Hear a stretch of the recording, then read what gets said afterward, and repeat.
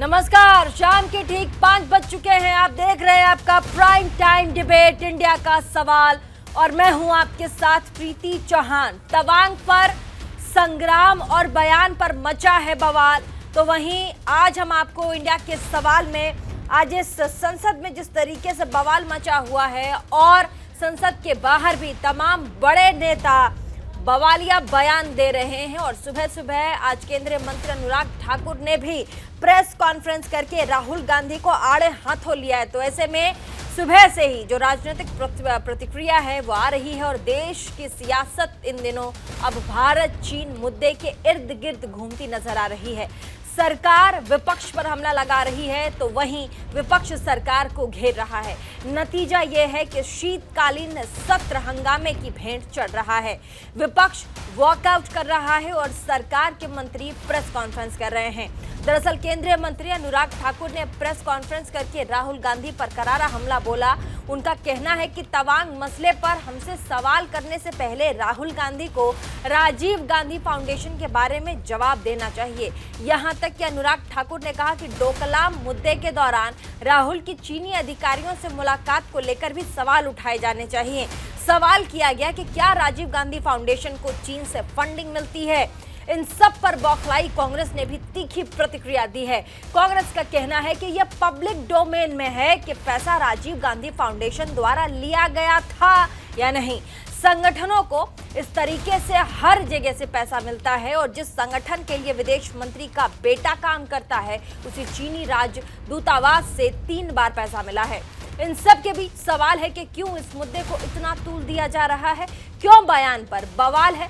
खासकर सत्र में लाखों का नुकसान हो रहा है। साथ ही नोटिस को अस्वीकार कर देने के बावजूद विपक्ष चीन पर चर्चा की मांग कर रहा है और अगर विपक्ष एक बार चर्चा चाहता है तो सरकार को इस पर बात करने में आखिर दिक्कत क्या है। इन सब पर आज हम बातचीत करेंगे, लेकिन उससे पहले आपको इंडिया के सवाल में स्पेशल रिपोर्ट जरूर दिखाएंगे ताकि समझ में आए कि आखिर पिक्चर में चल क्या रहा है।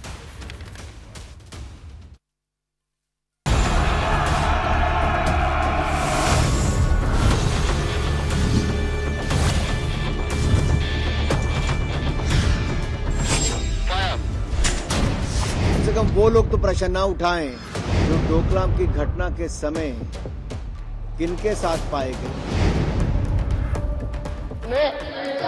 ये संवेदनशील मामला है। आज वो वहां पर अतिक्रमण कर रहे हैं। लोगों को हमारी जगह वो अतिक्रमण करके वहां पर पुल बनाए जा रहे हैं। तवांग में भारत चीन के बीच हुई झड़प पर पक्ष विपक्ष में वार पलटवार का सिलसिला जारी है। लोकसभा और राज्यसभा में हर दिन हंगामा हो रहा है। विपक्ष सीमा विवाद को लेकर चर्चा की मांग पर अड़ा हुआ है, लेकिन सरकार का कहना है कि जब रक्षा मंत्री ने आधिकारिक बयान दे दिया तो विपक्ष बेवजह की सियासत क्यों कर रहा है। 9 दिसंबर 2022 तवांग का मुद्दा इस कदर गरमाया हुआ है कि विपक्ष ने हंगामे के बाद राज्यसभा से वॉकआउट कर दिया। सुने, ये संवेदनशील मामला है, देश के हित से जुड़ा। आप सब लोग उसी की बात कर रहे हैं। माननीय रक्षा मंत्री जी को सुन ले आप। ये माननीय दरअसल भारत चीन सीमा विवाद पर चर्चा करने के विपक्ष के नोटिस को अस्वीकार कर दिया गया है, जिसके चलते संयुक्त विपक्ष ने राज्यसभा में वॉकआउट किया। वहीं शीतकालीन सत्र के दौरान विपक्ष के नेता मल्लिका अर्जुन खड़गे ने कहा कि चीन हमारी जमीन पर कब्जा कर रहा है और हम इस मुद्दे पर चर्चा नहीं करेंगे तो और किस बात को लेकर करेंगे। आज वो वहां पर अतिक्रमण कर रहे हैं। लोगों को हमारी जगह वो अतिक्रमण करके वहां पर पुल बनाए जा रहे हैं, घर बनाए जा रहे हैं, तोपखाने, कारखाने सब बना रहे हैं। तो इसीलिए ये महत्व का मुद्दा है। अगर ये चर्चा नहीं करेंगे, इसको अगर रूल सबर निकाल सस्पेंड करके चर्चा को अगर अवकाश देंगे फिर किसको देंगे। Please now on. तो इसीलिए मैं आपसे विनती करता हूँ, you suspend the rules, allow the discussion, we are ready for discussion. इन सब के बीच केंद्रीय मंत्री अनुराग ठाकुर ने चीन को लेकर कांग्रेस पर वार किया है। प्रेस कॉन्फ्रेंस कर अनुराग ठाकुर ने कहा कि आतंकवाद के खिलाफ हमारी जीरो टॉलरेंस की नीति है। मोदी सरकार ने आतंकवाद की कमर तोड़ी है, साथ ही जम्मू कश्मीर में आतंक कम हुआ है। कम से कम वो लोग तो प्रश्न ना उठाएं जो डोकलाम की घटना के समय किनके साथ पाए गए, क्या पीते पाए गए, किस देश के वो अधिकारी थे, किन देश के लोगों से उन्होंने फंडिंग ली। राहुल जी, क्या चाइना के अधिकारियों के साथ आप थे? क्या भारतीय सेना के ऊपर उस समय प्रश्न चिन्ह आप खड़ा कर रहे थे? क्या चाइनीज दूतावास से फंडिंग राजीव गांधी फाउंडेशन ने ली? इस पर राहुल गांधी चुप क्यों है? देखिए, बिलावल का बिल बिलाना, किसी और नेता का धमकी देना, ये अपने आप में दिखता है कि भारत ने जो आतंकवाद के खिलाफ कड़ी कार्रवाई की है, उसका दर्द आतंकवाद के आकाओं पर जरूर नजर आता है। आतंकवाद की जननी जो धरती बनी है, वहां पर उसका दर्द जरूर नजर आता है। लेकिन मैं इतना ही कहूंगा कि वो आतंकवाद की फंडिंग को बंद करें, आतंकवाद और को बढ़ावा देने में पीछे हटें और आतंकवादियों को शरण ना दें, क्योंकि आतंकवाद को जब आप शरण दोगे तो अपने घर में भी उसका दर्द आपको झेलना ही पड़ेगा। देश की सबसे बड़ी पंचायत का गठन देश के मुद्दों पर बहस के लिए ही किया गया है। देश हित के मुद्दों पर बहस हो और जिससे देश को मामले की पूरी जानकारी पता चल सके, यही तो सांसदों की जिम्मेदारी है। लेकिन ना तो इस बात को सरकार समझ रही है, ना ही विपक्ष। तभी तो जनता के टैक्स से चलने वाली संसद में बहस की बजाय हो रहा है केवल और केवल हंगामा। Bureau report, news India. तो आपने देखा कैसे तवांग के मुद्दे पर संसद में तो हंगामा है ही, संसद के बाहर भी तमाम मंत्रियों के बीच भी लगातार हो हंगामा देखने को मिल रहा है। सुबह सुबह जैसे मैंने कहा, अनुराग ठाकुर ने प्रेस कॉन्फ्रेंस किया और राहुल गांधी को लगातार आड़े हाथों उन्होंने लिया। उन्होंने कहा कि राजीव गांधी फाउंडेशन को फंडिंग कौन करता है, कहां से पैसा आता है, वो बताया जाए। साथ ही कहा है कि चीन के अधिकारियों के साथ राहुल गांधी लगातार मुलाकात करते हैं। भारत आतंकवाद की नीति पर जीरो टॉलरेंस की नीति रखता है और आतंकवाद के खिलाफ मोदी सरकार लगातार ताबड़तोड़ कार्यवाही कर रही है, स्ट्रैटेजीज बना रही है। और आज इसी पर हमारी डिबेट और हमारे साथ ज्योति कुमार सिंह प्रवक्ता कांग्रेस के हमारे साथ जुड़े हैं, यासिर जिलानी प्रवक्ता भाजपा के हमारे साथ जुड़े हैं, तहसीन पूनावाला राजनीतिक विश्लेषक हमारे साथ स्टूडियो से जुड़े हैं, जिया मंजरी थोड़ी देर में हमारे साथ जुड़ जाएंगी, लेफ्टिनेंट कर्नल JS सोडी डिफेंस एक्सपर्ट हमारे साथ जुड़ गए हैं। आप सभी का बहुत बहुत स्वागत न्यूज इंडिया 24/7 के प्लेटफॉर्म पे। और सबसे पहला सवाल मेरा कांग्रेस के प्रवक्ता ज्योति कुमार सिंह से है। आज सुबह की प्रेस ब्रीफिंग आपने केंद्रीय मंत्री अनुराग ठाकुर की जरूर सुनी होगी। उन्होंने राहुल गांधी को जमकर लताड़ा है और कहा है कि चीन के अधिकारियों के साथ लगातार संपर्क में रहते हैं राहुल गांधी, इसीलिए अपने देश के सैनिक उन्हें भाते नहीं और कहते हैं कि चीनी सैनिक अपने देश के सैनिकों को पीट कर चले जाते हैं। उसके बाद राजीव गांधी फाउंडेशन में पैसा किसका लगता है, कहां से आता है, उस पर भी कांग्रेस कभी जवाब नहीं देती और कभी बताती नहीं कि पैसे की फंडिंग होती कहां से है। सर, आप देखें कितना दुर्भाग्यपूर्ण बात है कि ये पैसा कहां से आती है, उसका लिंक इस चीनी घुसपैठ से ये भारतीय जनता पार्टी के लोग करते हैं। इतना दिवालियापन, इनका दिमागी दिवालियापन है। आप बताएं इस दोनों का क्या लिंक है? आप अभी देश में आपको जीओसी के जब चीफ ईस्टर्न आर्मी के कमान जब इनको ये बता रहे थे कि अरुणाचल में और ये चीन के कुछ सेना चुम्बी घाटी में सक्रिय हो गए हैं और चुम्बी घाटी का एक्चुअली महत्वपूर्ण इंपॉर्टेंस इसलिए बढ़ जाता है क्योंकि वो सिलीगुड़ी कॉरिडोर से जुड़ा हुआ है और सिलीगुड़ी जो है वो ईस्टर्न के 7 जो स्टेट्स है उससे जुड़ा हुआ है। तो जब आपको आर्मी के लोग बताते हैं, चीफ आर्मी के, कि ये हो रहा है, तो आप राजीव गांधी के फाउंडेशन पर चले जाते हो। आपको बताया जा रहा है कि चीन के घुसा डोलमा में ये हुआ, फला जगह तवांग में ये हुआ, तो आप बोलते हो कि कांग्रेस पार्टी ने क्या किया। अरे साहब, थोड़ा तो आप ठीक है, तो आप उसकी बात करना नहीं चाहते हो। आप देखो कांग्रेस पार्टी जब ये जी जी ठीक है, हमारे साथ यासिर जिलानी प्रवक्ता भाजपा के हैं। यासिर जिलानी साहब, लगातार विपक्ष मांग कर रहा है कि संसद में चीन पर चर्चा होनी चाहिए और हम ये मांग कर रहे हैं। मल्लिकार्जुन खड़गे भी कई बार बोल चुके हैं कि चीन के मुद्दे पर आखिर सरकार संसद में बहस क्यों नहीं करती है, हमें टाइम दें, हम प्रॉपर मुकम्मल बातचीत करेंगे। असदुद्दीन ओवैसी कह रहे हैं कि संसद में इतनी बड़ी बात है, तवांग को लेकर के इतनी बड़ी बात हो गई, क्या संसद में इस पर चर्चा नहीं होनी चाहिए थी? क्यों सरकार संसद में इस मसले पर चर्चा नहीं करना चाहती है, विपक्ष पूछ रहा है।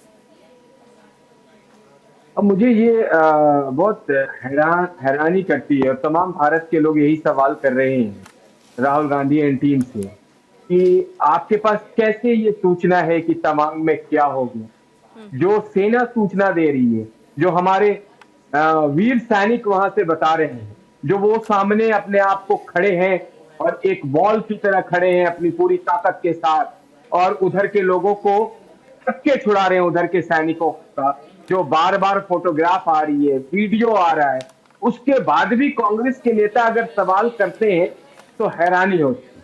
फिर ये कहने के लिए आदमी मजबूर होता है कि राजीव गांधी के फाउंडेशन में जो पैसा आया है वो किस काम में लगा है। अभी कांग्रेस सुनिए जिलानी साहब, सुनिए ना जिलानी साहब, विपक्ष का कहना है कि चीन के मुद्दे पर जो सरकार है वो सच छिपा रही है, सच बताने से कतरा रही है, सच बताती क्यों नहीं है चीन के मसले पर? क्या देश के नागरिकों को सच जानने का हक नहीं है? सुरक्षा के मुद्दे को छोड़ करके, जिसमें देश की सुरक्षा को खतरा हो सकता है, उस वाले पार्ट को छोड़ करके बाकी चीन के बारे में जानने का हक क्या देश को नहीं है? विपक्ष कह रहा है कि चीन पर बातचीत करें, चीन पर जो सच्चाई है वो सदन में रखें, वो लोगों के सामने रखें। बता तो रही है सरकार, अगर ये मानने को समझने को तैयार ही नहीं है, विलुप्त होने के अपने मंशा से काम कर रहे हैं, तो इन्हें कोई नहीं समझा सकता है। बता रही है सरकार की जो हमारा जो विलुप्त कौन हो रहा है? विलुप्त होती क्या पार्टी?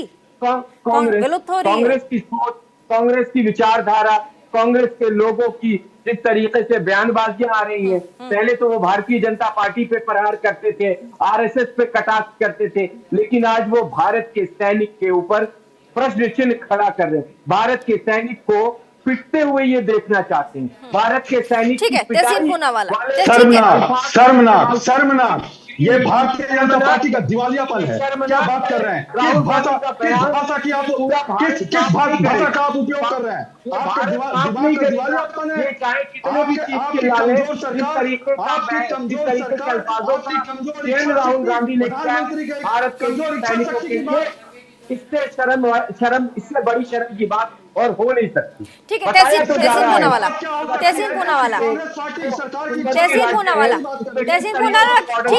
ठीक है। कांग्रेस के प्रवक्ता, भाजपा के प्रवक्ता और भी गेस्ट हमारे साथ है, एक बार उनसे भी रिएक्शंस ले लेती हूँ मैं। तहसीन पूनावाला राजनीतिक विश्लेषक हमारे साथ स्टूडियो में मौजूद है। तहसीन पूनावाला प्रखर प्रवक्ता हैं। तहसीन, आपने सुना कांग्रेस के जो प्रवक्ता हैं वो कह रहे हैं कि विलुप्त होती जो पार्टी है, जिसका नामो निशान धीरे धीरे करके देश से मिट रहा है, वो सरकार के सुरक्षा के मुद्दे पर चर्चा करना चाहती है, जबकि सरकार अपनी बात एक बार रख चुकी है। वो कह रहे राजनाथ सिंह बता चुके हैं कि तवांग में क्या हुआ था, अब उससे जुड़ा कोई भी मुद्दा सरकार नहीं बताना चाहती। अव्वल तो प्रीति जी आपके शो में दोबारा से शिरकत कर रहा हूँ, इसलिए शुक्रगुजार हूँ। और शुरुआत में कर्नल जे सोडी जी को मैं उनका शुक्रिया अदा करना चाहता हूँ। उन्होंने भारत की सेवा की, इन लोगों की वजह से, इनके वजह से, इन वेटरन्स की वजह से हम सुरक्षित हैं। So thank you sir. मुझे बहुत दुख होता है नेशनल टीवी पर जब भाजपा झूठ बोलती है और मुझे ये काम मिलता है, आप मुझे ये काम दे देती कि उनका झूठ को एक्सपोज करें, क्योंकि भाजपा के प्रवक्ता, मैंने शब्द लिखे उन्होंने कहा तवांग के सारे वीडियोस आ रहे हैं, तवांग के एक भी वीडियोस नहीं आए। जो वीडियोस आ रहे हैं वो गलवान के आ रहे हैं। अगर भाजपा के राष्ट्रीय प्रवक्ता तवांग और गलवान के बीच में फर्क नहीं जानते तो इससे ज्यादा देश के लिए शर्मनाक बात कुछ नहीं हो सकती। एक भी वीडियो नहीं आए। दूसरी चीज उन्होंने कहा, मैं सब सवालों का जवाब दूंगा, कि कांग्रेस पार्टी को कैसे पता कि तवांग के अंदर कुछ घटनाएं हो रही है, अरुणाचल प्रदेश में कुछ घटनाएं हुई। उनके शब्द को मैं वर्बैटिम कोट करता हूं, कांग्रेस पार्टी को नहीं पता, मीडिया को नहीं पता। आम आदमी के नहीं कर सकता। बोले दीजिए, बोले एक बार अपनी बात रख लें, पहले अपनी बात रख लें। राजनीतिक विश्लेषक हैं, राजनीतिक विश्लेषक, पहले बात रख लें ना, बात रख लें, अपनी बात रख लें।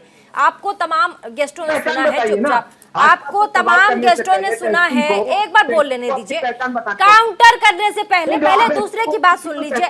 आपने नहीं, जिलानी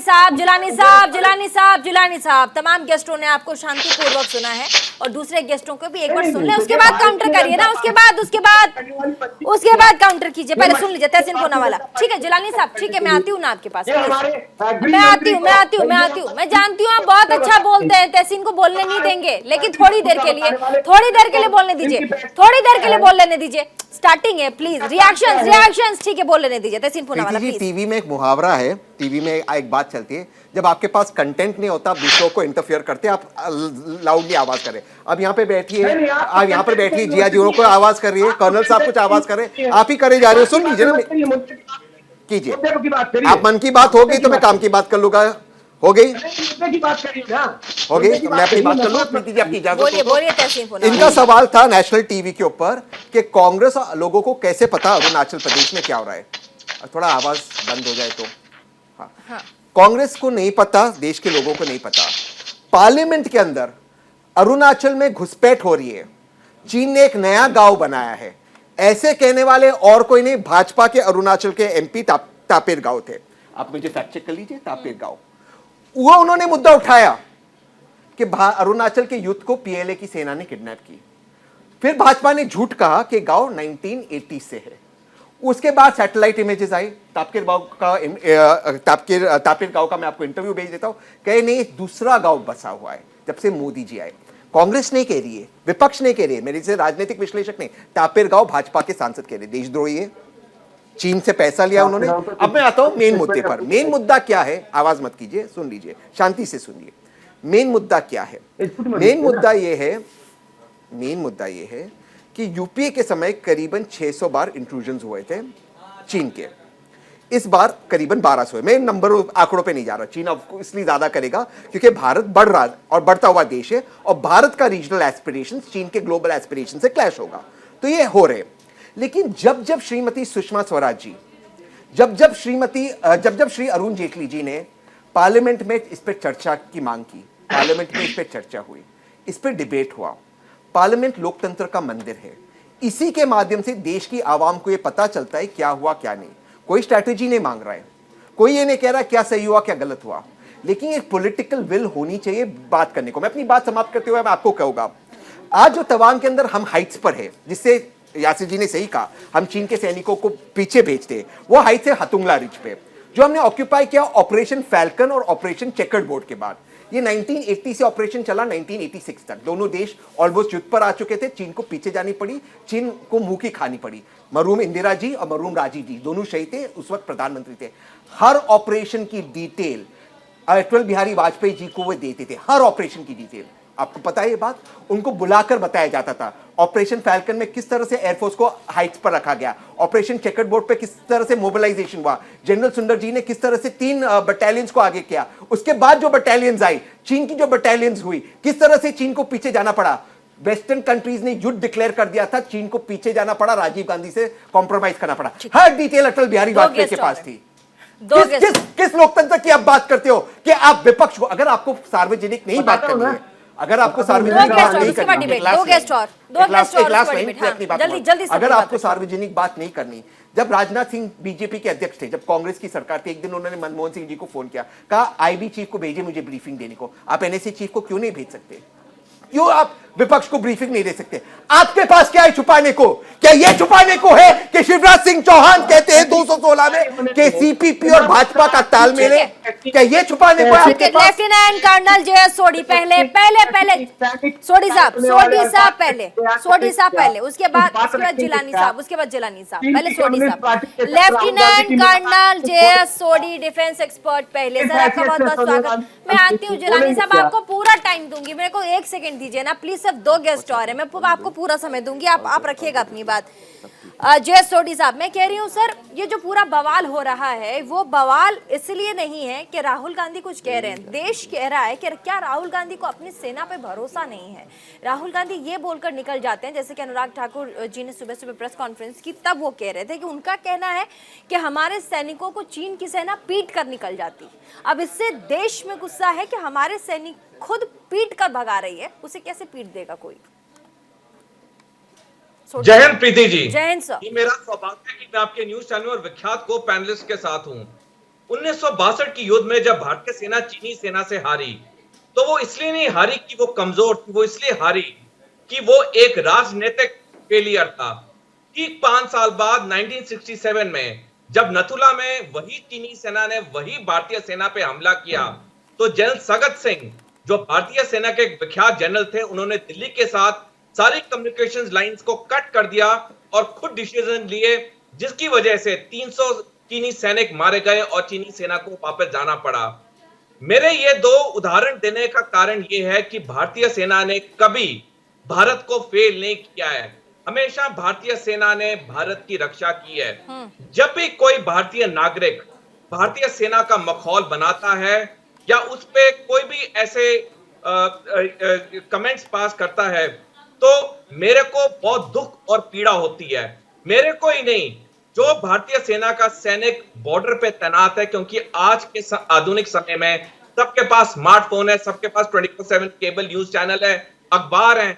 जब ऐसे बयान कोई भी भारतीय सिटीजन देता है, तो भारतीय सेना के सैनिक को दुख होता है।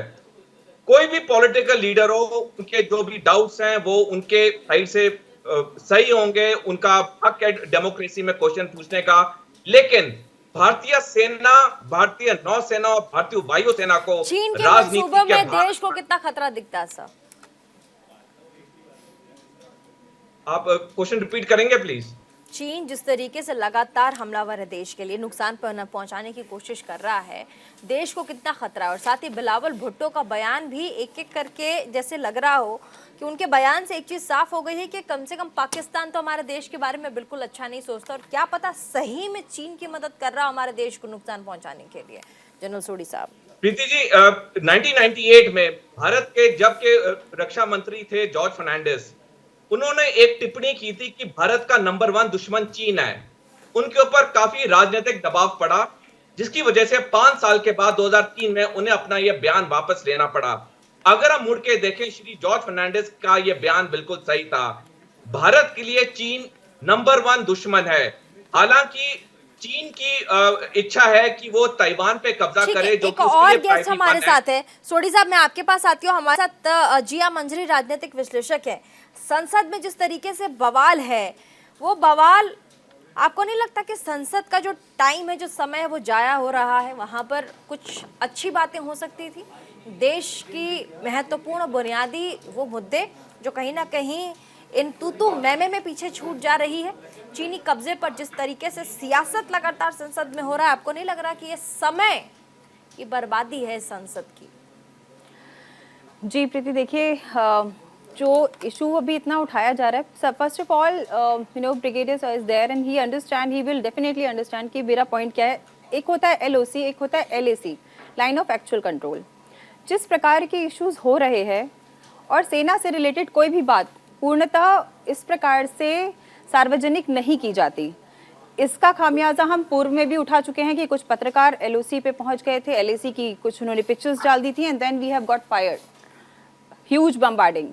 सो इस प्रकार की चीज़ें नेशनल टेलीविजन पे या फिर कहीं पे भी, ये एक रणनीति की बात है। जब सेना की बात होती है तो रणनीति की बात होती है, क्योंकि वो रण के लिए ही वहाँ पे बॉर्डर्स पे है, और रणनीति कभी भी सार्वजनिक रूप से नहीं की जाती। तो ये एक इंटरनल मैटर है, इसको होम मिनिस्ट्री के साथ में बैठ करके डिस्कस होना चाहिए। हाँ, डेफिनेटली देश को कितना खतरा है, डिफेंस के साथ होना चाहिए, और दूसरे देश को कितना खतरा है, देश को क्या प्रॉब्लम है, वो थोड़ी बहुत जरूर हमारे तक आनी चाहिए। जब तक वहाँ के लोकलाइज लोग हैं वो तो नहीं बोल रहे हैं। सरकार के लिए जवानों के लिए पिटाई शब्द बड़ा ही अपमानजनक है। देखिए बिल्कुल नहीं, देखिए इस पे मैं बोलना चाहूंगी, सबको, जितने भी पैनलिस्ट, जितने भी लोग बैठे हुए हैं, उन सबको, किसी को भी इस प्रकार की कोई भी कमेंट्स नहीं देने चाहिए जिससे कि मोरल डाउन हो हमारी सेना का। हम यहाँ आराम से बैठे हुए हैं, हम यहाँ अपना जीवन आराम से व्यतीत कर रहे हैं। इसलिए कर पा रहे हैं क्योंकि वहाँ पे कई लोग अपना परिवार छोड़ करके -डिग्रीज में हमारी सुरक्षा में खड़े होते हैं। और उनके लिए आप यदि कोई भी किसी भी पार्टी से कोई नेगेटिव बयानबाजी करता है तो उसकी भर्त्सना होनी चाहिए। लेकिन अगर विपक्ष कह रहा है कि एक बार चर्चा कर लेते हैं तो दिक्कत क्या है? कर लेते हैं एक बार चीन के मुद्दे पर। मैं कह रही हूँ देश की आंतरिक सुरक्षा, ये बाह्य सुरक्षा को ताक पे रख कर नहीं, चर्चा, वो कह रहे हैं चर्चा कीजिए, सुरक्षा का मुद्दा हम भी समझते हैं, हम भी देश के नागरिक हैं, चर्चा जहां तक पॉसिबल वहां तक करिए, क्या प्रॉब्लम है, वो ये कह रहे हैं। देखिए, डिफेंस मिनिस्ट्री और सेना के बीच का ये मैटर है, और अगर उनको लगेगा, और मुझे लगता है कि उनको यदि जहाँ पे भी लगेगा कि उन्हें सार्वजनिक रूप से किसी भी पार्टी से, किसी भी नेता से या फिर संसद में आकर के इस बात को सार्वजनिक रूप से डिस्कस करना चाहिए, वो जरूर करेंगे।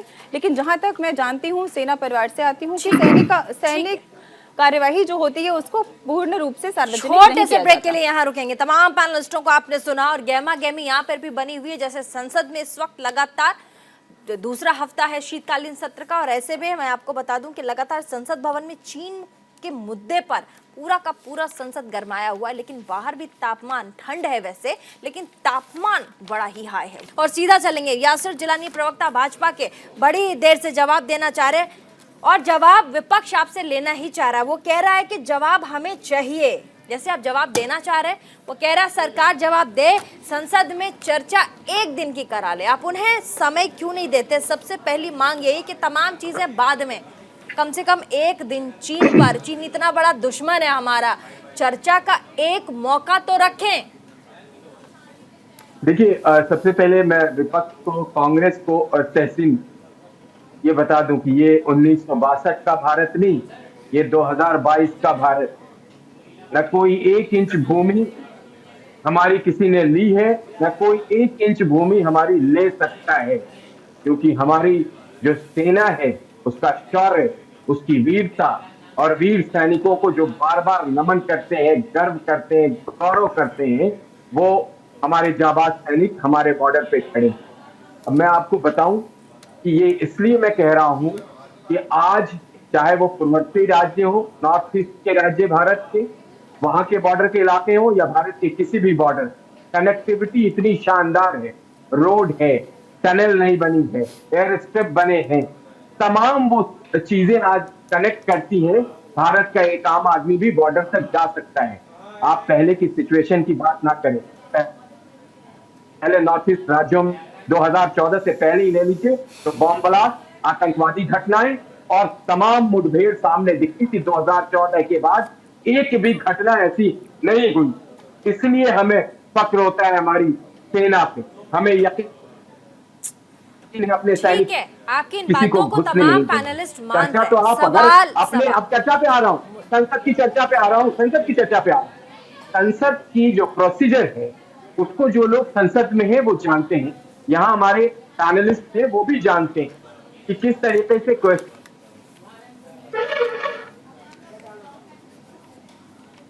अकॉर्डिंग अगर आप आएंगे तो चर्चा भी हो।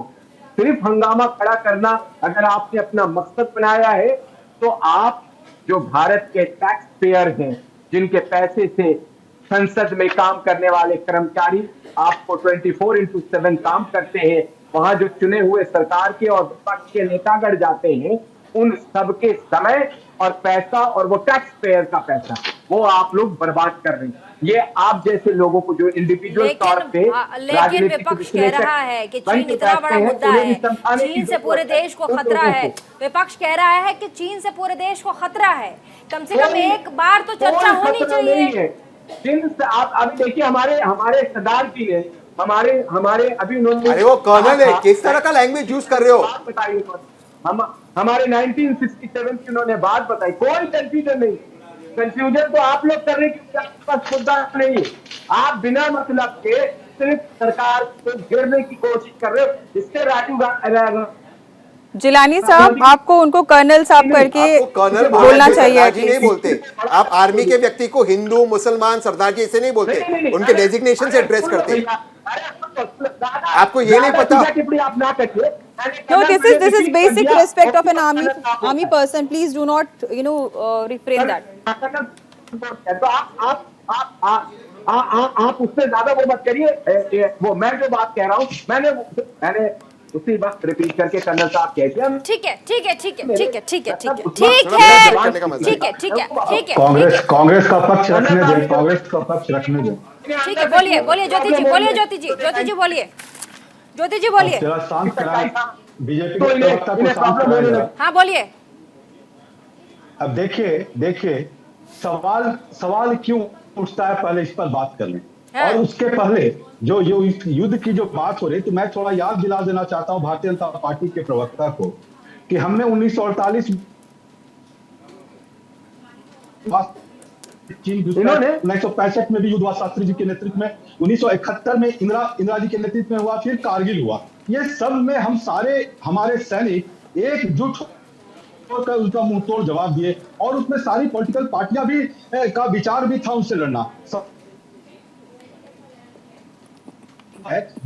जब इनके ही मेंबर ऑफ पार्लियामेंट बोलते हैं अरुणाचल के कि भाई अंदर आ गए, कुछ चीन के लोग बहुत दूर तक आ गए, जब पेंटागन से भी वहां से भी बात आती है, तब ये सवाल उठता है। सवाल कब उठता है जब अप्रैल 2020 से पहले हमारी सेना खूब बढ़िया से वहां चलती थी और सीमा की सुरक्षा करती थी, और फिर 9 दिसंबर 2022 में फिर कभी प्रधानमंत्री कहते हैं कि घुस गई, फिर बोलते हैं कि कभी घुसा ही नहीं। तो सवाल इन बातों पर उठती है कि आप क्यों ऐसा। फिर अभी देखिए जिस इंफ्रास्ट्रक्चर की इन्होंने बात किया, तो मैं आपको बता देना चाहता हूं कि जब ऑपरेशन फैल्कन में 1986 में जब राजीव जी के उस समय जनरल सुंदरम के साथ मिलकर उन लोगों ने कितना अच्छा कोऑर्डिनेशन से वो चीनी सेना को रोका था और हटाया था, और उसके बाद जब उनको मौका मिला तो अरुणाचल प्रदेश को उन्होंने अलग राज्य की भी दिया। उसी समय सेवेंथ प्लान 1986 का, जिसमें डीएडीपी उस समय हुआ था, उसमें राजीव जी के समय हुआ था। 2000 किलोमीटर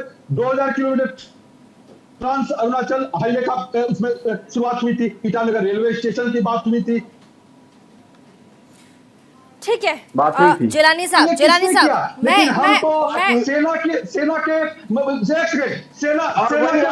बात कर रहे हैं।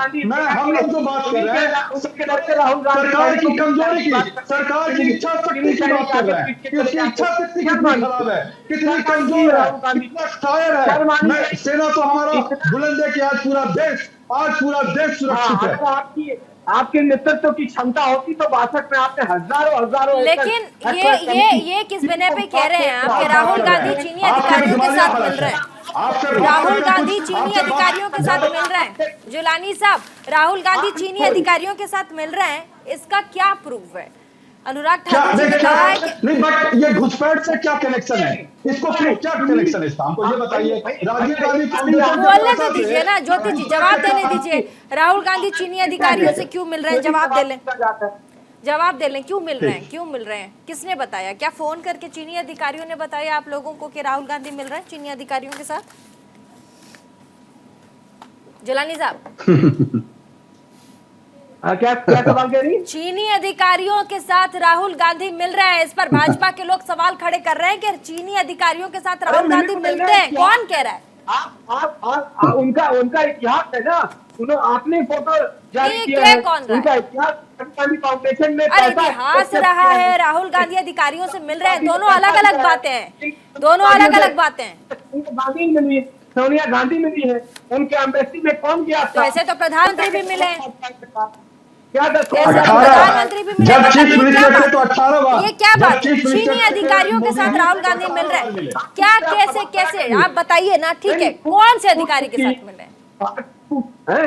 कौन से अधिकारी के साथ? आप प्रधानमंत्री अरे मैं कह रही हूँ राहुल गांधी कौन से चीनी अधिकारियों के साथ मिल रहे हैं, ये तो बताइए आप। आपसे तो सीधा सवाल है। कैसे कह दिया आपने, ये कैसे कह दिया कि राहुल गांधी और आपने नरेंद्र मोदी जी को कैसे मिला दिया? भारत की कूटनीति पे आप सवाल खड़ा कर रही है, कमाल आप कर रही है। मैं तो मुझे आप बहुत गंभीर। अरे प्रधानमंत्री एक सेकंड जितना देश आपका है उतना ही देश मेरा भी है। तमाम यहाँ जितने पैनलिस्ट बैठे हैं सबका देश है सर, और सवाल आप खड़े कर रहे हैं, इसीलिए सवाल पूछा जा रहा है। अरे मैंने सिंपल पूछा आपसे कि चीनी अधिकारियों से आप लोग कह रहे राहुल गांधी मिल रहे हैं, कौन से चीनी अधिकारियों के साथ मिल रहे? ज्योति जी जवाब देना चाह रहे हैं। ज्योति जी बोलिए, ज्योति जी बोलिए। अब देखिए इनकी बात की जब ये बात करते हैं तो मैं बहुत आराम से बात करना चाहता हूं, और भारतीय जनता पार्टी के प्रवक्ता थोड़ा पढ़ लिख कर नहीं आए हैं। मैं उनको बता दूं कि हमारे प्रधानमंत्री जब चीफ में थे तो वो 18 बार पीएम मिले थे चीन उस समय चीन के राष्ट्रपति से। अब सवाल क्या है? आप सुन लीजिए ना, सुन लीजिए पहले, सुन लीजिए, आपके दिमाग में सुन लीजिए। गुजरात के गांव में, अरे गुजरात के गांव में सुन लीजिए ना। देखिए ये इनका हाल है, फैक्ट्स कुछ पता नहीं है इनको, कुछ पता नहीं है। तहसीन पूनावाला, ठीक है, तहसीन पूनावाला बताइए। कह रहे हैं कि चीन के अधिकारियों से कहा गया कि राहुल गांधी लगातार मिलते हैं। मेरा कहना है कि क्या हमारे देश के प्रधानमंत्री साबरमती रिवर फ्रंट पे भी तो चीन के लोगों से, उनके अधिकारियों से मिल रहे थे? अभी किस मैटर पे, कैसे जोड़ा कैसे जा रहा है, आप ही बताइए मुझे। ये भाजपा इसलिए जोड़ रही है एक शहीद के बेटे को, एक शहीद के पोते को, क्योंकि इनके पास उत्तर नहीं है आपके नेशनल टैलेंट पे देने को, और बार बार इनका झूठ पकड़ा जा रहा है। और झूठ पकड़ा जा रहा है इसलिए, चलो मान लेते राहुल गांधी गलत है, देश के लिए खराब है, मान लेते, एक सेकंड के लिए हम ये बात मान लेते। तो आज जो आपका चीन के साथ ट्रेड डेफिसिट है, मैंने कह रहा हूं प्रीति जी फैक्ट चेक कीजिए आपके लैपटॉप में, 10 दिसंबर को मिनिस्ट्री ऑफ कॉमर्स ने ये आंकड़े दिए, $73.31 बिलियन ट्रेड डेफिसिट, $73.31 बिलियन, और अप्रैल से अक्टूबर इस साल $51.50 बिलियन, $85 बिलियन का ट्रेड डेफिसिट। राहुल गांधी मिल रहे थे इसलिए ट्रेड डेफिसिट आप कर रहे हैं। मिनिस्ट्री ऑफ कॉमर्स ने एक रिपोर्ट दी थी 3 साल पहले वर्तमान प्रधानमंत्री को, उन्होंने 3 मुल्क आइडेंटिफाई किए, इसमें से एक वियतनाम है, अन्य 2 मुल्क के मैं आपको रिपोर्ट भेज दूंगा। बताया कि चीन से अगर हम इंपोर्ट बंद करें, हम इन मुल्कों से उसी दाम से ला सकते हैं। क्यों वो रिपोर्ट को इंप्लीमेंट नहीं किया गया, पूछा। तीसरी बात हम तीसरी बात के ऊपर आते। इन्होंने कहा, राष्ट्रीय प्रवक्ता है, देश के नेशनल पार्टी है सरकार में, कि जब से मोदी जी प्रधानमंत्री बने ब्लास्ट नॉर्थ ईस्ट में नहीं हुआ, दुर्भाग्यपूर्ण। खुद मिनिस्ट्री ऑफ होम अफेयर्स का रिप्लाई लोकसभा में कांग्रेस के एमपी को, 942 ब्लास्ट हुए 2014 से 2019 में, और 1730 टेरर घटनाएं हुए सिर्फ नॉर्थ ईस्ट में। नेशनल टेलीविजन पर आकर झूठ बोलना। मैं एक लास्ट चीज अपनी बात समाप्त करना चाहता हूं। मैं कर्नल साहब की बहुत ज्यादा रिस्पेक्ट करता हूं। कर्नल साहब ने बोला 1967 नथुला में जनरल सागर सिंह का बहुत इंपॉर्टेंट रोल था, बिल्कुल, और हम सब उनको सल्यूट करते हैं। लेकिन कर्नल साहब, मैं आपको बुक भेज दूंगा, जनरल पीपी कुमार मंगलम जी की बुक, जिन्होंने उन्होंने डिस्क्राइब किया है किस तरह से शहीद इंदिरा गांधी ने नथुला और चोला पे ये ऑर्डर्स दिया था। आर्मी हेडक्वार्टर्स में प्रधानमंत्री गई थी, और फिर नॉर्थ ब्लॉक से जब ऑपरेशन को वो ले रही थी 67-68 कि उनके सैनिकों के जो चाइनीज सोल्जर्स है उनकी बॉडी को डिस्प्ले किया जाए। वो पीएमओ से ऑर्डर, रिटर्न ऑर्डर है, रिटर्न ऑर्डर। मेरा एक लास्ट लाइन में अपनी बात समाप्त करता हूं। एक लास्ट लाइन मेरा भी है तहसीन पूनावाला, प्लीज दे दीजिए। एक सवाल मेरा है तहसीन पूनावाला से, एक सवाल मेरा, सवाल पे कहा जरा बताएंगे। सवाल मैं पूछ लेती हूँ, एक सवाल, अरे एक सवाल मैं पूछ, अरे आप बोलोगे 67 जीते नहीं, 80 में नहीं जीते। आप कर्नल को सरदार जी कहते हो, आप में तो शर्म नहीं है, आप में तो शर्म नहीं है, बात करने की तहजीब नहीं है। एक सवाल पूछ लूं मैं, प्लीज पूछिए। आप तो क्या क्या कहते हैं, झूठ मत बोलिए। आप संसद में एचएमओ को मत करिए झूठ, अपने झूठ को टीआरपी बनाने के चक्कर में आप मैं टीआरपी क्यों बढ़ाऊंगा? प्रीति में आपका टीआरपी क्यों बढ़ाऊंगा? ठीक है, क्या आंकड़े ठीक है तहसीन पूनावाला, आप भी मेरे शो की टीआरपी बढ़ा रहे हैं। तहसीन यासिर जिलानी नहीं, हमारे शो की टीआरपी यासिर जिलानी साहब भी बढ़ाते हैं, जो सोडी साहब भी बढ़ाते हैं, कांग्रेस के प्रवक्ता भी बढ़ाते, तमाम लोग बढ़ाते हैं। ठीक है, मैं सवाल पूछ लेती हूँ तहसीन पूनावाला। मैं कह रही हूँ संसद पटल है चर्चा के लिए, देश के मुद्दों के लिए, लेकिन वॉकआउट कर जाना, हंगामा करना, ये कितना सही है? क्या आपको नहीं लगता एक जिम्मेदार विपक्ष होने के नाते कम से कम वॉकआउट नहीं करके बैठ के सरकार जो कहना चाहती है उसको सुन लेना भी विपक्ष का धर्म है? बिल्कुल। क्या कहना चाहती है? इसका जवाब कांग्रेस से आप ले लेंगे। हाँ, मैं लूंगी आपसे सर इसका जवाब कांग्रेस। जी, पहले आप ही दे लीजिए सर, बोलिए आप ही बोलिए, मैं इसका उत्तर दे देता हूँ, उसके बाद आप बोल दीजिए। बोल दीजिए सर। बोल रही है। हाँ ज्योति जी बोलिए ना, बोलिए। मैं कह रहा हूँ जी मैं कह रहा हूं, जब आप ये सवाल कर रही हैं कांग्रेस बैकआउट क्यों करती है, आप बताइए कि 17 सांसदों का सवाल जब रखा जाता है, आप उसको आने नहीं देती हैं। तो जब ये चीन का मुद्दा, जब देश की सुरक्षा की बात आती है, तो उस पर आप बात नहीं होने देते हैं। मैं फिर से वहीं पर आता हूं कि सवाल तो तब उठता है ना, जब आप प्रधानमंत्री बोलते हैं कि चीन की सुरक्षा घुसी नहीं, और फिर बोलते हैं चली गई। मैं उस पर आता हूं, जब देखिए 1965, 1971 और कारगिल के जो 1999 के दौरान पूर्ववर्ती सरकार में जब उनका आत्मविश्वास था, उस आत्मविश्वास में पत्रकारों को भी उस हालात को ले आने के लिए और मेंबर ऑफ पार्लियामेंट बोलिए, जवाब दीजिए जिलानी साहब, जवाब जल्दी से, समय कम है, समय कम है, जवाब दीजिए, समय कम है, जवाब दीजिए जिलानी। अब आप जब सवाल आते हैं तो आप सवाल को आने दें, आप उसको दबाते क्यों? इस डिबेट से आप भागते क्यों हैं? जनता को इस बात को क्यों नहीं बताने देना चाहते हैं कि चीन में क्या हो रहा है, उस बॉर्डर पर क्या हो रहा है, आप उसको आने नहीं देना चाहते हैं। आप देखिए, तो वॉकआउट कर जाएगी, विपक्ष वॉकआउट कर जाएगी, विपक्ष हल्ला करेगी। भलौर एक गांव है जहां पर प्रधानमंत्री, अब जवाब ले लेते हैं, जवाब ले लेते हैं सर, समय कम है, ज्योति जी समय कम है, सर, जवाब तो ले सर। आप यही करते हैं आप सदन में, यही करते हैं आप सदन में, सर यही करते हैं आप सदन में। हमारे क्यों नहीं करेंगे? जवाब दे तो रही है प्रवक्ता जिलानी साहब, दे रहे जवाब। अरे आप सुन ही नहीं रहे। और आप चीनी ब्लैकलिस्ट कंपनी को आप वहां पर ला रहे हैं और उसको पैसे भी दे रहे हैं, जो ब्लैकलिस्ट है उसको ठेकेदारी दे रहे हैं। ठीक है, तो कांग्रेस आप जवाब ले लेते, जवाब यहाँ से जिलानी जवाब दीजिए। मैं तो जवाब दे रहा हूँ। पहले एक सवाल कर लेता हूँ कि 24 दिसंबर को भारत जोड़ो यात्रा दिल्ली में आ रही है, उसके बाद 9 दिन का ब्रेक ले रहे हैं राहुल गांधी, कहाँ की यात्रा करेंगे? कौन सी कहाँ जा रहे हो? ये भारत जोड़ो यात्रा की क्या बात कर रहे हैं? अरे मुद्दे पे बात कीजिए, 24 तारीख को बुलाऊंगी आपको, 24 तारीख को आपको बुलाया जाएगा, हमारे यहाँ डिबेट होगी, आपको बुलाएंगे। मुद्दे पे बात कीजिए, जो संसद पे अभी आप सवाल आपसे पूछेगा उसका जवाब दीजिए। उसके लिए भारत जोड़ो यात्रा हो रही है। मैं चाहता हूँ जिया जी और कर्नल साहब बोले, मैं एक ही लाइन से अपनी बात। पार्टी का दिवालियापन है इस भारत जोड़ो यात्रा। ठीक है सर, ठीक है, और भी गेस्ट हैं, ज्योति जी और भी गेस्ट हैं, तहसील पुनाला फटाफट आगे बढ़ेंगे। एक ही लाइन, हाँ बोलिए। आप की परिकल्पना करिए, भारत के जो वीर सैनिक है उनको आपका नेता कहता है कि वो पिट रहे हैं। ठीक है, आप ये करते रहिए, आपको भारत की जनता विलुप्त कर दे। अरे ठीक है, तहसीन पूनावाला। मैं सिर्फ 2 लाइन कहना चाहता हूँ। एक तो बार बार ये कहते हैं राहुल गांधी पे दोष डालते हैं।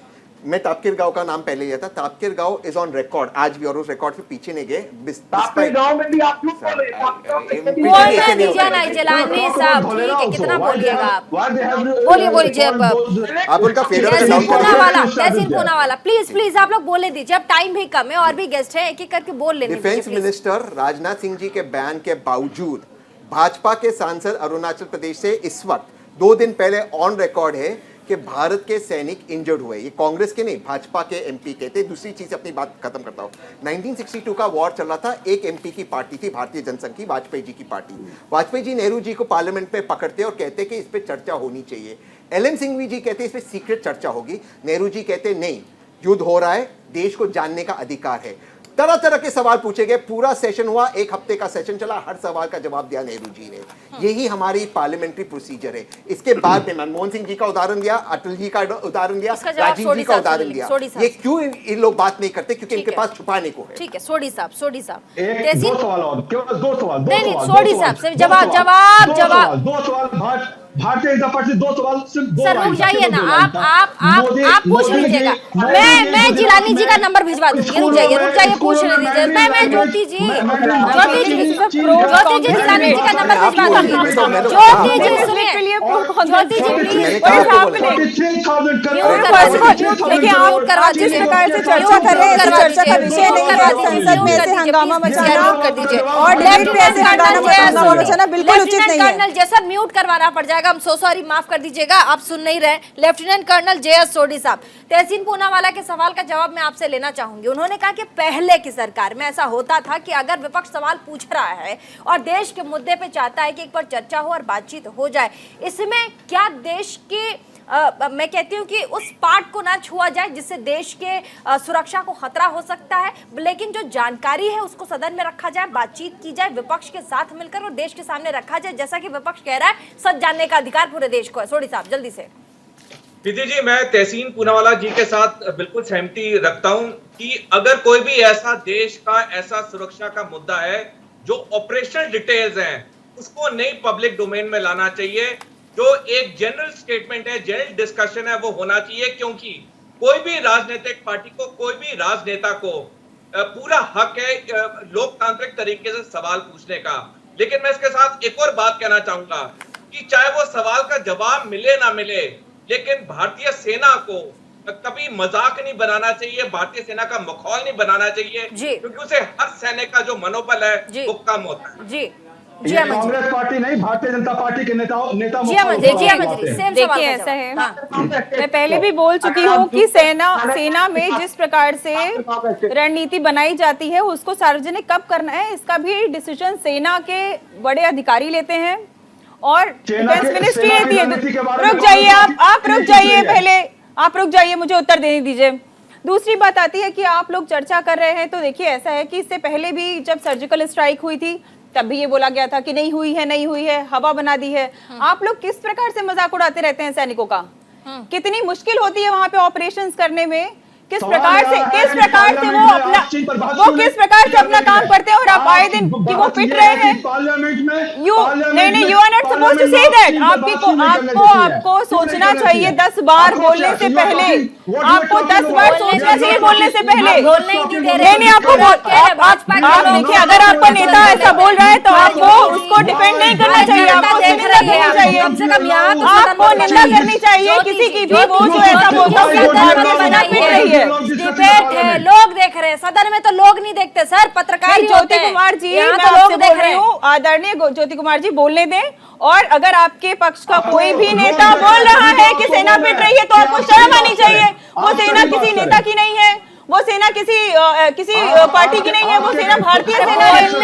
आपको भारतीय नागरिक होते हुए ये बोलने का, अगर आप इस प्रकार से इस बात आप अगर इस प्रकार से इस बात की हितैषी बन रहे हैं कि ऐसा बोलना चाहिए तो बहुत गलत बोल रहे हैं, आप बहुत गलत बोल रहे हैं। दूसरी बात कि आप चाहते हैं कि लाइन ऑफ एक्चुअल कंट्रोल की सारी चीजें आपको बिल्कुल टीवी पे दिखा दी जाए, जिससे कि पूरा दुश्मन को बिल्कुल आइडिया हो जाना चाहिए और दुश्मन आपको बिल्कुल उसी नहीं आप क्या चाहते हैं।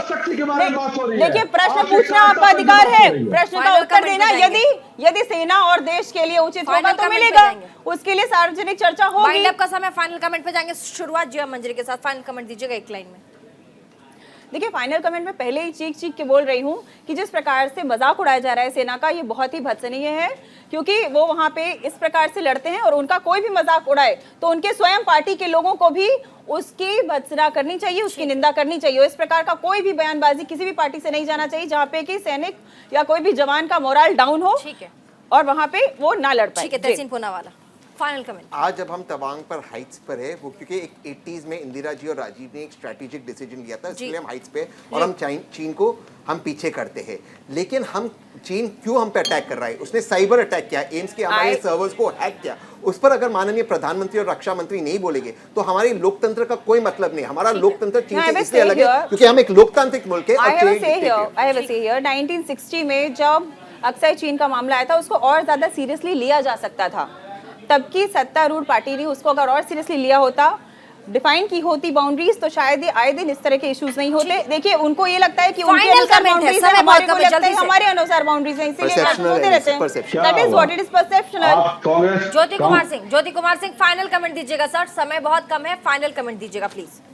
डिबेट नहीं सर, बिल्कुल फाइनल कमेंट। सवाल के साथ फाइनल कमेंट ये है कि भारतीय जनता पार्टी के नरेंद्र मोदी जी गुजरात में स्कूलों में वहाँ चाइनीज मेलोना जो भाषा का वहाँ पर पढ़ाई क्यों कराना चाहते थे? नंबर 1। 18 वहाँ पर 43,000 करोड़ के के करार जो किया था और हमारे देश के एमएसएमई को लैंड नहीं देते और उनको देने के लिए ब्लैकलिस्ट कंपनी को देना चाहते हैं, क्यों? और जो फाइनल कमेंट ये है, आपको याद दिला दूं कि मजबूत है। मुंबई मेट्रो का ऑर्डर मुंबई मेट्रो का ऑर्डर भी चाइनीज किसी कंपनी को दिया जा रहा था, क्यों दिया जा रहा था, उस पर भी प्रश्न उठना चाहिए।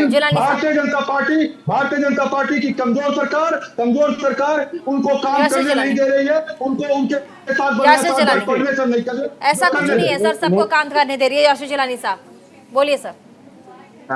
देखिए, आप तो बहुत रिसर्च के साथ पत्रकारिता करती हैं, आपको ध्यान होगा कि जब अहमद के मिनिस्टर थे सदन में, उन्होंने एक्सेप्ट किया था 38,000 स्क्वायर किलोमीटर जमीन उस वक्त कब्जा कर ली गई थी। अब इन तीनों से पूछ लीजिए कि अहमद कब मिनिस्टर थे। फाइनल कमेंट हमें बाइंड अप करना होगा। Final comment Yasir Jilani, final comment के अंदर। और ये इसमें कोई ना तो फाइनल कमेंट बयान की ना कांग्रेस के समर्थक बयान दे पाए। सोडी साहब फाइनल कमेंट दीजिएगा प्लीज। ये हालत है। मैं भारतीय सेना को बाहर रखना चाहिए, क्योंकि जो भारतीय सैनिक होता है वो चाहे गर्मी हो, सर्दी हो, बारिश हो, वो वहाँ पे तैनात होता है ताकि हम आराम से अपने घरों में सो सके, आराम से हम होटलों में जा सके खाना खाने के लिए। बिल्कुल सर, जब बिल्कुल कोई सर। भारतीय नागरिक भारतीय सेना के सैनिकों का मखौल या मजाक उड़ाता है, वो भारतीय सेना के मनोबल को कम करता है। जी बिल्कुल सर, आपके मनोबल को पूरा देश सलाम करता है और हम भी सलाम करते हैं, और आप खड़े हैं इसीलिए हम सब जिंदा हैं। तो आप किसी के बयानों को दिल से ना लगाएं, क्योंकि पूरा देश आपके साथ खड़ा है। इसी के साथ इंडिया के सवाल में फिलहाल के लिए बस इतना ही। तमाम गेस्टों का बहुत बहुत शुक्रिया हमारे साथ है। और एक बार फिर से, जैसा कि जनरल सोडी साहब कह रहे थे कि ऐसी किसी भी तरह की बयानबाजी से बचें जो हमारे देश के जवानों का मनोबल तोड़ता हो। ये बिल्कुल सच है, क्योंकि आपको पता है कि किस तरीके के विपरीत माहौल में हमारे जवान हमारे देश के लिए लड़ते हैं, और हम अगर यहाँ सुरक्षित हैं, इस एसी के कमरे में बैठकर डिबेट कर रहे हैं, तो ये हमारे जवानों की वजह से है। इसलिए हमेशा सम्मान कीजिए अपने जवानों का, अपने देश का। इसी के साथ इस बुलेटिन में फिलहाल के लिए बस इतना ही।